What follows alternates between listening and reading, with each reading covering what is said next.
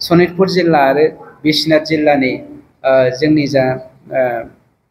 एफआरसि committee, forest right committee आरो जोंनि जा माहारियारि आफादफोर, बे आफादफोरजों सावरायलायनानै हानि जेंनाखौ खोब खम समनि गेजेरावनो जोंनि बिटिसि सरकारनिफ्राय एडमिनिस्ट्रेसन पावारखौ होनाय लोगो लोगोनो जों फोजोबनो नागिरदों। जायफ्रा सरकारि हाखौ नर्म्स बायदियै दखल खालामनानै दङ, बिथांमोननो जोङो 1000 रां प्रिमियाम लानायनि गेजेरजोंनो जोङो दिनै सेटेलमेन्ट लानायनि थाखाय थांनाय 4 जुलाइनि इसि मिटिङाव थिरांथा लानाय जायो। जोंनि मिडिया लोगो नोंथांमोननिसिम हामलायथि बावबाय जे दिनै जोंनि सरकारा मानव गेदेर प्रमद बर' सारनि दैदेननायाव थांनाय 4 जुलाइ खालि जोङो हा बिफानखौ लानानै माखासे सोदांनाय लाबोदों। जाय सोदांनायनि गेजेरजों बिटिसि हालामाव थानाय साफ्रोमबो मानसिनि, मोनफ्रोमबो जाथिनि हानि जेंनाखौ फोजोबनो थाखाय जोङो दिनै जानजि खाफ्रादों। बेखौनो दिनै मिडियानि गेजेरजों जोंनि बिटिआर हालामाव थानाय साफ्रोमबो सुबुंनो, जेखि जाथि, जेखि धोरोम, जेखि जाथिया सुबुङानो जायाथों, बिथांमोननो जों रानना होनायनि थाखाय नोंथांमोनखौ लिंहरनाय जादों। बे समाव नोंथांमोना फैनानै जोंखौ हेफाजाब खालामनायनि थाखाय हामबायनाय जासिबाय। गिबियाव आगोलनि सरकारनि दिनाव जोंनि जा हानि इसु, सरकारि हायाव जेब्ला नोंथाङा न' लुगोन, सरकारि हाखौ जेब्ला नोंथाङा गावनि होननानै लागोन, बे सरकारि हाखौ नोंथाङा जुदि मियादि खालामनो थाङोब्ला आगोलनि सरकारनि नियम बायदियै 100% जनेल भेलुनि 100% रांखौ नोंथाङा प्रिमियाम हिसाबै सरकारनो होनांगौ।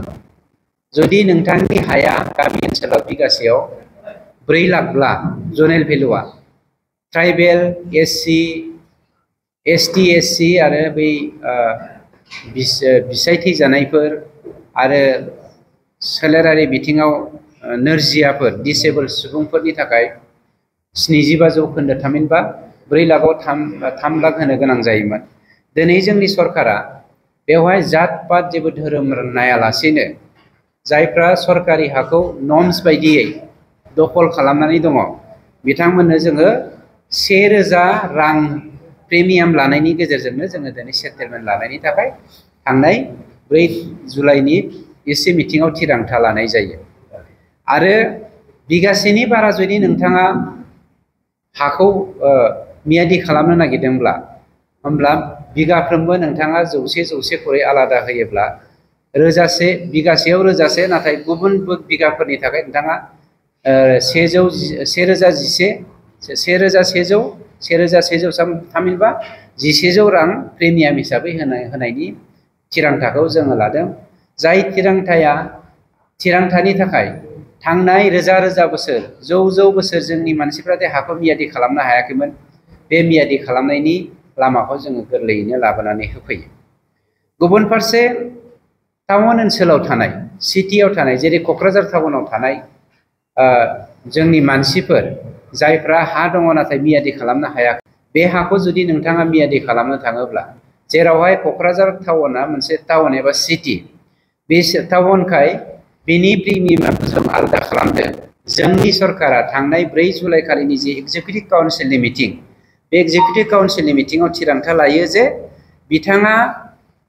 जेनेरेल मानसिब्ला जनेल भेलुनिफ्राय 15% होनांगौ। एसटि, एससि, उइड' थामहिनबा बिसाय थैजानाय एबा सोलेर बिथिङाव नोरजिया, दिसेबोल मानसिनि थाखाय 13.5 थामहिनबा 13.5% प्रिमियाम होनानै गावनि हाखौ मियादि खालामनो हायो। जायखौ जोङो जोंनि सरकारनि दिनाव खोब गोरलै खालामनो हादों। थामहिनबा 100% 100% जोंनि मानसिफ्रा जे मियादि खालामना लायो जोंनि गावबा गावनि हाफोरखौ, बे राहा लामाखौ दिनै जोंनि सरकारा होनाय जादों। 2 नाम्बाराव आं मोनसे बाथ्राखौ बुंथिना होनो नागिरदों जे जोंनि सरकारा मोनसे थिरांथा लाबावो जे थांनाय बिएसि सरकारनि दिनाव, बिएसि गभर्नमेन्टनि दिनाव जोंनियाव गोबां मानसिया साख्रि लानाय दङमोन। बिनिनो 85 साया दिनैसिमबो बिटिआर सरकारनि, बिटिसि बे समावबो बिटिआर गभर्नमेन्टनि दिनावबो साख्रि मावगासिनो दङ बिथांमोना दिनै रिटायारमेन्ट जाहां जाजोबनानै दङ हिउमेनिटी ग्राउन्डआव बिथांमोनखौ नोजोर बोनानै बिथांमोननो जोंनि सरकारा पोस्ट रिटायारमेन्ट बेनिफिट हिसाबै one time settlement as pension हिसाबै जोङो दिनै थांनाय 4 अक्ट' जुलाइ खालि जोङो थिरांथा लानाय जादों आरो बेनि गेजेरजों साफ्रोमबो जोंनि जा बिएसि सभाव साख्रि मावनाय जोंनि सुबुंफोर दङ बिथांमोना रिटायार जायोब्ला गाव गावनि रिटायारमेन्ट जा वान टाइम बेनिफिट बेखौ लानानै थांफानो हासिगोन बेखौ जोंनि सरकारनि दिनाव थिरांथा लानाय जायो 3 नम्बराव बर' मिडियानि गेजेरजों बेखौनो जों फोरमायथिनानै होनो नागिरदों जे गभर्नमेन्ट अफ आसामा थांनाय समाव आं एक्जेक्टलि डेटखौ बावगारबाय जा गेजेटेड नटिफिकेशन बहनदोंमोन जे बिश्वनाथ जिल्ला आरो सनितपुर जिल्लानि दा 41 भिलेज आउट अफ 60 41 को डिक्लेयार होबाय 19 को डिक्लेयार होबावनो गोनां दङ बिनि फरेस्ट आरो लैंड एंड रेवेन्यू डिपार्टमेंटनि जा हानि जेंनाफोर थाखाय एडमिनिस्ट्रेशननि जा पावार बे पावारखौ दिनै आसाम गभर्नमेन्टआ जोंनो बिटिआर गभर्नमेन्टनो हरबाय नंखायनो बे बिश्वनाथ जिल्ला सिं आरो सनितपुर जिल्लानि सिङाव थानाय जेसेबां मानि जोंनि फरेस्ट हानि जेंनाफोर आरो रेवेन्यू हानि जेंनाफोर बे बिटिसि सिङाव हाबनाय हानि जेंनाफोरखौ जों फोजोबनो थाखाय जोंनि आसाम जोंनि बिटिआर सरकारा मानब गेदा प्रमद बर' बिथांनि दैदेननायाव सनितपुर जिल्ला आरो बिश्वनाथ जिल्लानि जोंनि जा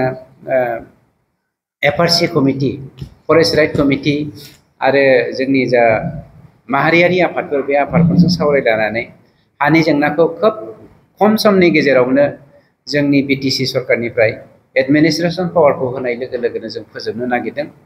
बे खामानिखौ जों बावैसोनो मावफुंनो थाखाय हाबाफारि लाबाय थेंक इउ